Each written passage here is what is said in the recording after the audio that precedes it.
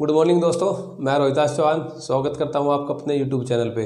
तो दोस्तों, जो सीरीज हमने चला रखी है एमसीक्यूज की, उसी क्रम को आगे बढ़ाते हैं और करते हैं आज कुछ प्रीवियस ईयर एग्जाम में आए हुए क्वेश्चन के रूप में हम टॉपिक का समग्र अध्ययन करेंगे और देखते हैं कि कैसे कैसे क्वेश्चन एग्जाम में पूछे जा रहे हैं लेटेस्ट अभी।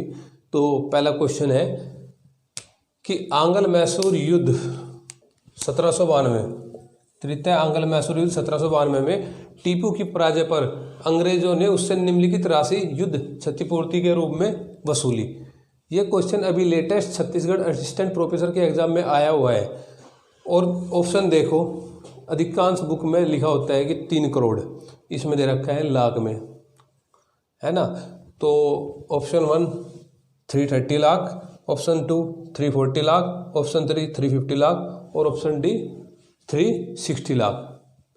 तो इसका जो सही आंसर है वो है 330 लाख, 330 लाख। अब आपके माइंड में एक बात आनी चाहिए, ये इसमें क्वेश्चन में पूछा है कि तृतीय आंग्ल मैसूर युद्ध 1792, तो आपको ये ध्यान रखनी बात है कि आंग्ल मैसूर युद्ध हुए कितने हैं। जो तृतीय पूछ रखा, इससे पहले हुए तो वे कब हुए और उस समय जो गवर्नर जनरल था बंगाल का वो कौन था, जो एग्जाम में पूछते हैं। क्योंकि क्वेश्चन एक आएगा और आपको उसको डिटेल एनालिसिस करके पढ़ना है और आपको देखना है कि जो गवर्नर जनरल के और जो आंग्ल मैसूर, जो मैसूर के जो योद्धा थे उस टाइम पे, उनके बीच में जो संधि हुई उस संधि का क्या नाम है और संधि में क्या क्या समझौता हुआ, आप सभी को ये देख के चलना है। तो प्रथम जो आंग्ल मैसूर युद्ध हुआ था वो हुआ था 1767 से 1769 में। और ये मैसूर जो राज्य है ये किस राजवंश के दवसांवेशों पे गठित हुआ। तो ये जो गठित हुआ था उस समय जो वहाँ का वाडियार राजवंश था उसको पतन करने के बाद, उसका जो पतन होने के बाद ही मैसूर राज्य स्थापित हुआ। और आपसे पूछे कि वाडियार राजवंश कब इस्टेब्लिश हुआ था, तो जो 1565 में जब तालीकोटा की जो लड़ाई हुई थी और उसमें जो विजयनगर साम्राज्य का पतन हुआ था, उसके बाद ही वाडियार राजवंश स्थापित हुआ था।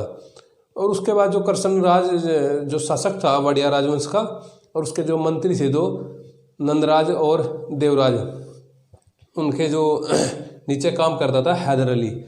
18वीं सदी में अपने आप को दिखाने के लिए, अपने आप को इस्टेब्लिश करने के लिए एक उचित समय था भारतीय जो क्षेत्र के जो राजवंश थे उनके पास। और उसी क्रम में जो हैदर अली था, उसने हैदर अली एक वीर योद्धा था और उसने 1761 में अपना मैसूर राज्य स्थापित किया। और उस समय जो 4 जो वंश थे, कुछ क्षेत्रीय वंश जैसे कि मराठा, निजाम और इधर ब्रिटिश लोग थे और फ्रांसीसी लोग थे, ये सभी अपना जो गठन हो रखा था इनका उस समय, तो उनके साथ आपसी संघर्ष हुआ इनका। देखते हैं कि वो संघर्ष किस क्रम में बढ़ा। लगातार मराठे इनके राज्य में आक्रमण कर रहे थे।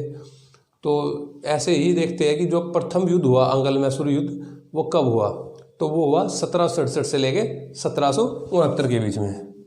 1767 से लेके 1769 के बीच में आपसे पूछा जाएगा, क्योंकि एक क्रम में आ जाते हैं कई बार क्वेश्चन।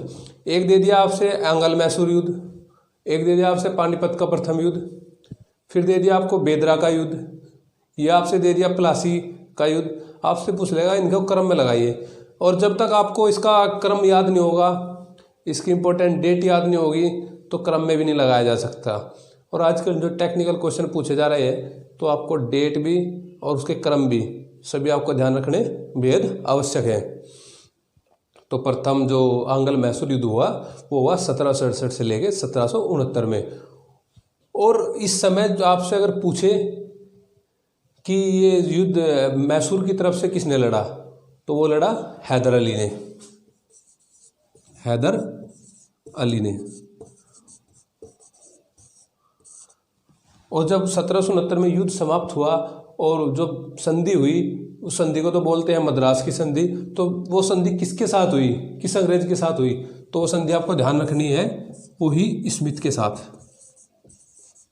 स्मिथ के साथ। और इसको बोलते हैं मद्रास की संधि, मद्रास की संधि।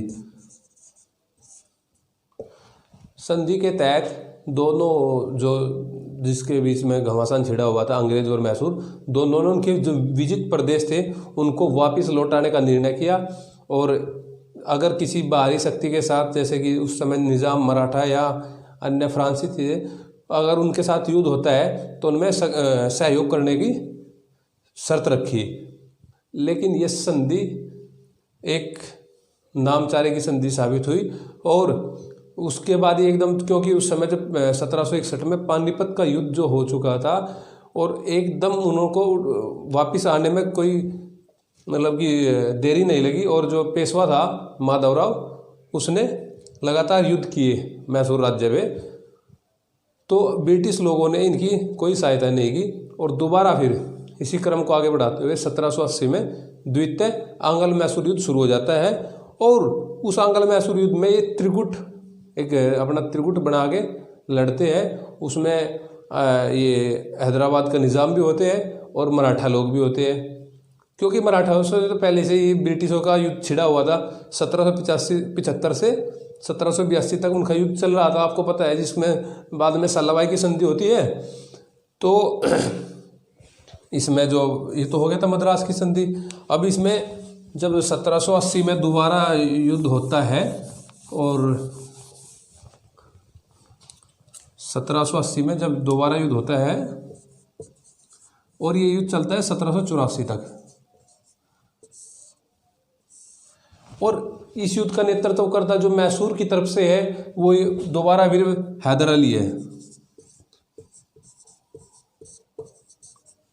हैदर अली। और जो ब्रिटिश था, ब्रिटिशों की तरफ से युद्ध किसने लड़ा था? तो जो गुंटूर क्षेत्र था, गुंटूर क्षेत्र से आया था बैली युद्ध करने के लिए।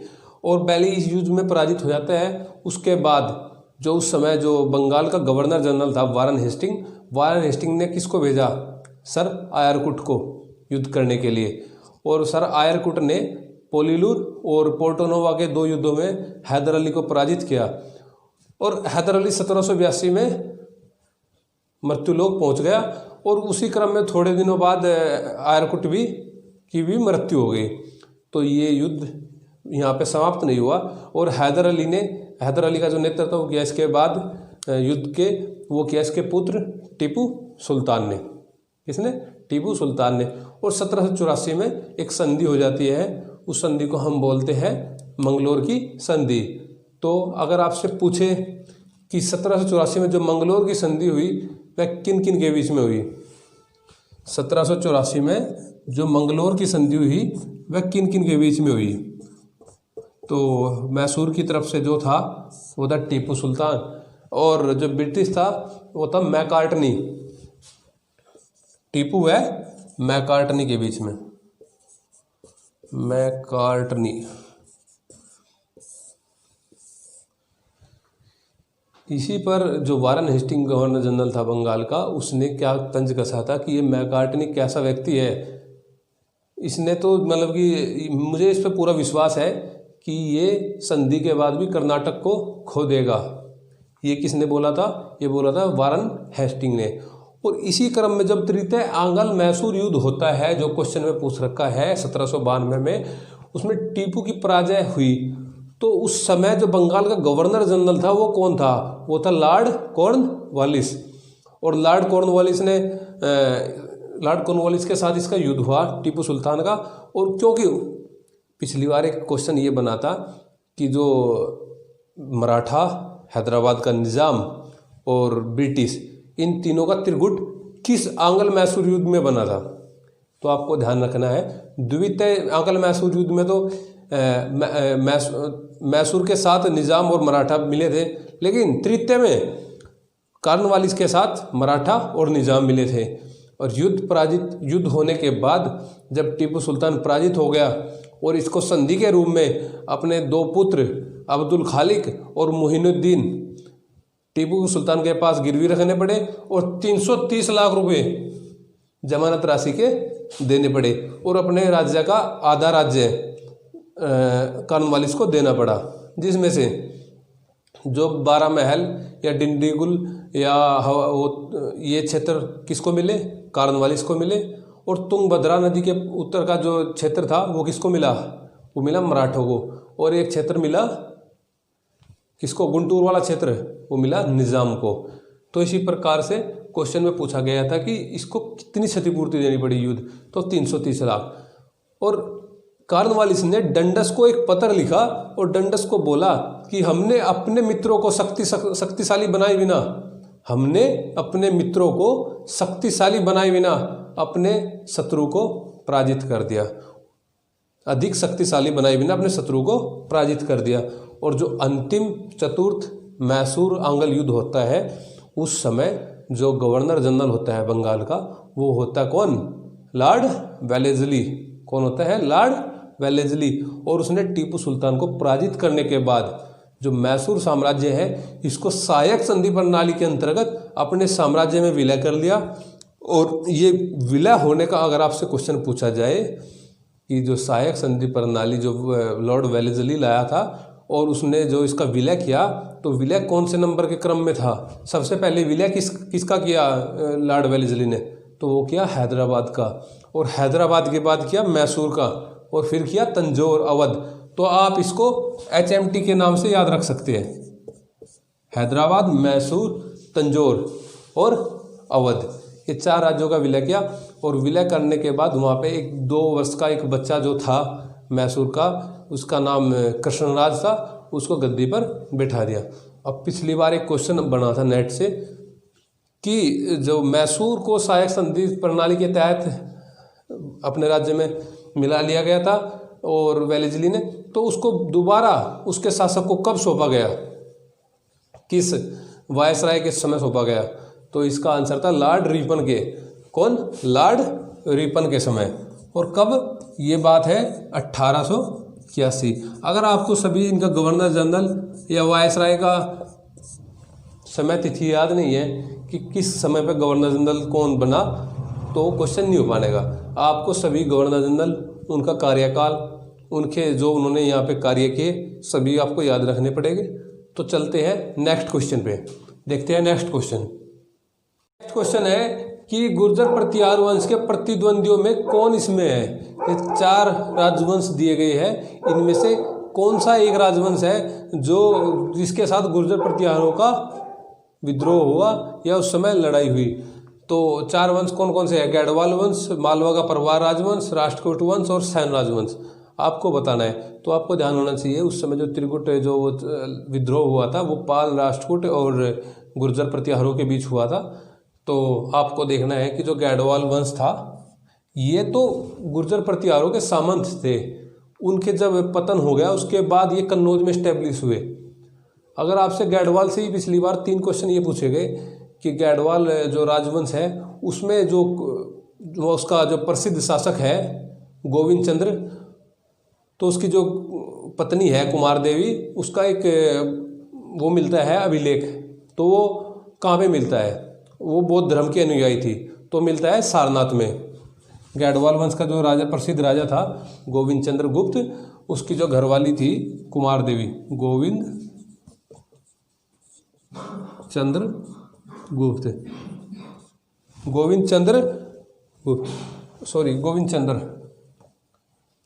तो उसका कहाँ से मिलता है? वो सारनाथ से मिलता है। और आपसे अगर पूछे जाए कि यहाँ से इसके अभिलेख कौन कौन से हैं, इसने कौन कौन से अभिलेख चलाए, या इसके दरबार में कौन मंत्री रहता था, जो कि कौन था? लक्ष्मीधर। कौन?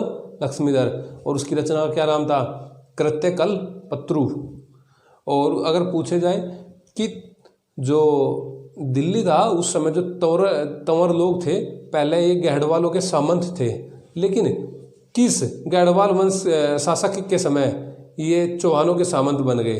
तो आपको ध्यान रखना है वो कौन था? विजय चंद्र। और इस वंश का जो अंतिम और प्रसिद्ध शासक हुआ जयचंद। वो जयचंद की अगर बात पूछी जाए आपसे, उसकी रचना का क्या नाम था नाटक का? तो था रंभा मजरी। कौन? रंभा मजरी। और जो अंतिम 1194 में जयचंद का और मोहम्मद गोरी का जो युद्ध होता है, जिसको हम बोलते हैं चंदावर का युद्ध, तो चंदावर आपसे अगर पूछा जाए किस नदी के तट पे है, तो ध्यान रखना है कि चंदावर यमुना नदी के तट पे है। तो क्वेश्चन 1 होगा और उसको आपको है ना, यमुना नदी के तट पे है कौन, चंदावर। तो आपको उसको डिटेल पढ़ना है, जब भी जाके एग्जाम की बात बन सकती है। तो क्वेश्चन था कि गुर्जर प्रतिहार वंश के प्रतिद्वंदियों में इनमें से कौन है, गैडवाल है या मालवा का परमार राजवंश है। परमार राजवंश का संस्थापक कौन था, उपेंद्र राज यानी कि कृष्णराज, जिसको द्विज वर्ग रत्न की उपाधि मिली हुई थी, या राष्ट्रकूट वंश या सैन राजवंश। तो आपको ध्यान रखना है पालों के साथ और राष्ट्रकूटों के साथ इनका विद्रोह हुआ, किनका, गुर्जर प्रतिहारों का। और इसका सही आंसर क्या है, इसका सही आंसर है राष्ट्रकूट वंश। तो देखते हैं नेक्स्ट क्वेश्चन करते हैं। और मुगल सम्राट औरंगजेब जो है निम्नलिखित सूफी सिलसिले से संबंधित थे। किस सूफी सिलसिले से संबंधित थे मुगल सम्राट औरंगजेब।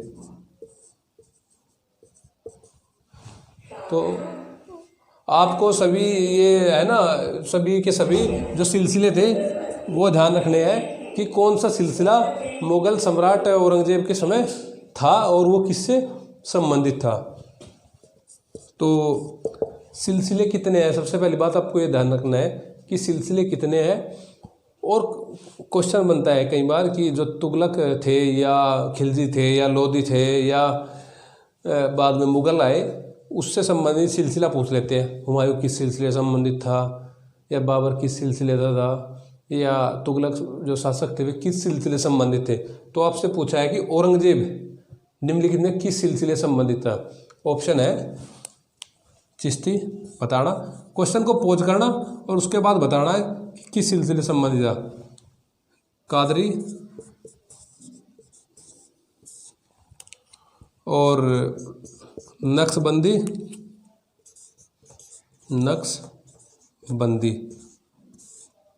और चौथा था फिरदौसी। तो बताओ औरंगजेब किस सिलसिले से संबंधित था। तो सभी के सभी सिलसिले आपको याद रखने हैं। सबसे पहले तो ये देखना है कि आपके सिलसिले कितने हैं। तो सिलसिले थे 7। सबसे पहले कौन था, चिश्ती, उसके बाद सुहारवर्दी, फिर सत्तारी, फिर फिरदौसी, कादरी, नक्शबंदी, कालंदरिया।